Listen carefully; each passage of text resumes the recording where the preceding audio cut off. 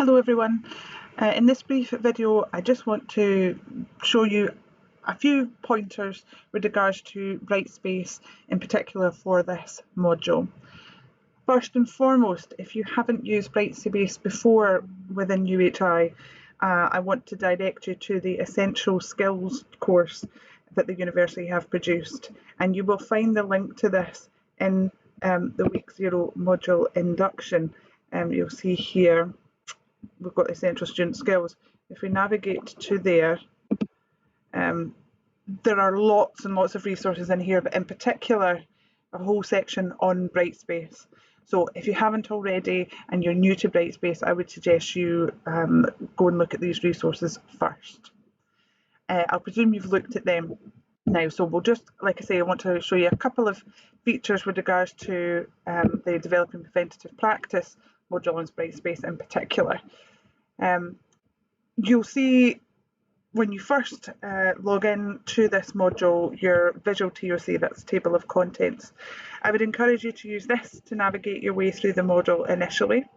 I'm just going to edit my settings just so that it looks exactly as it will do for you. Excuse me. Okay. So yeah, module information, you'll find things like the Curl 3 for the module reading list, that type of thing. Contacts, you've got the details for myself, I'm Lizzie Hall, and Gillian Ford, our joint module leaders. We'll have assessments which we'll look at in a minute, and then you'll see resources, mostly week by week. There's a couple of introductory things as well. Once you've navigated to whichever week it is you want to look at, I'm going to take you to week 5 just for the example for this module. You'll then see that you get your list down the left hand side. In some weeks you will find a section within the week. So for example, in week 5 here we have our overall section which will have other things in it, and then there's also a subsection called quantitative evaluation. Once you've come through your visual table of contents, I would encourage you to use this area here to navigate your way through, because you'll get more information. So if we look at this within this section, the subsection is just giving us a brief overview. We're not getting any detail with regards to the contents. If I navigate to it by clicking on that subsection itself, first of all, it removes the rest of the section, so it clarifies what we're looking at. And here you can see we've got much more information. So I would always encourage you to initially access the week or the resource from your visual table of contents, and then use this here. And if you see an indentation like here, it's a subsection, do click on that. We've got a week by week guide here.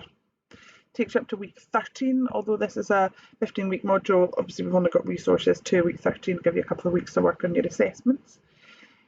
So use the timetable or the layout for the module, which you'll find in module information, to know which sort of week you need to be on.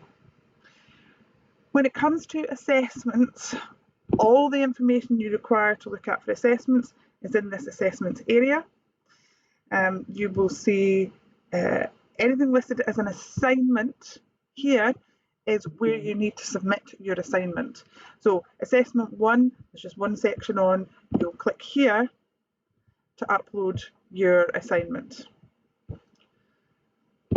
Assessment 2 has multiple submissions, so there are multiple areas for submissions. So you have this here, which is your document explaining the question and the setting for the assessment. There's a little bit more guidance here, and then we can see assignments 2, submission 1, 2, 3 and 4, and this is where you're going to put your assignments. So when it comes to writing your assignments, looking for information on them and then submitting them, make sure you've navigated to the assessments area, which you will find right at the top of your visual table of contents.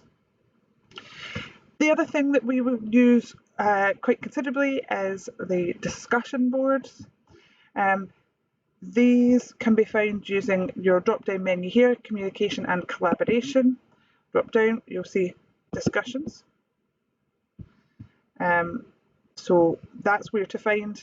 You will usually find in the resources for the week, we'll probably put a link in there, but if you're unsure, and we're mentioning discussion board, that's where you find it, communication and collaborations discussions.